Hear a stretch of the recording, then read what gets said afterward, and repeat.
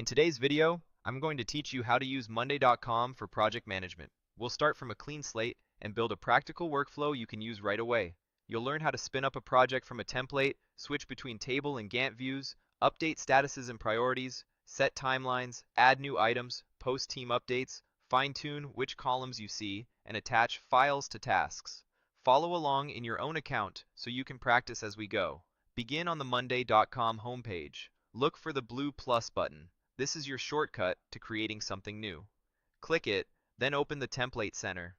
Templates are the fastest way to launch a consistent process without building a board from scratch. In the Template Center, navigate to the Project Management category to see options designed for schedules, tasks, and timelines. Pick the template that best matches your workflow and click Use Template. Monday will generate a new board populated with example groups, columns, and items you can customize. Once your board loads, take a moment to resize the columns so everything important is clearly visible. Wider timelines, shorter name columns, or bringing status and priority up front can make a big difference in readability.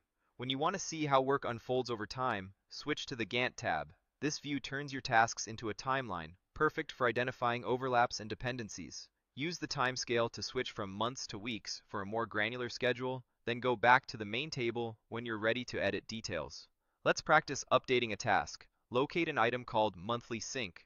If its status is stuck, change it to Done to reflect completion. You'll see the task move to the Done group or show as completed, keeping your active list focused on what's left. Next, open the priority field on another task. Change it from low to high to surface what needs immediate attention. Consistent status and priority updates help your team see progress and make decisions quickly.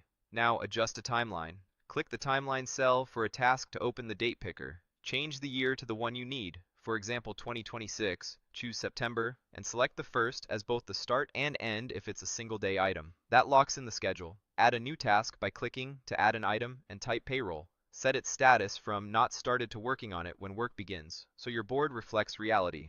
Open the date field and choose the 31st for the deadline. If your picker asks for both start and end, select the 31st again to make it a one-day task. If you need to navigate months, use the header to jump to March 2026 or any period as needed. Set the priority to medium to balance urgency and workload. Keep teammates in the loop with updates. Click the Update plus icon on a task to open the conversation panel. Click into Write an update, add context, and mention colleagues with the @ symbol so they're notified. For example, you might write Give bonus to employee A, then click Update to post it.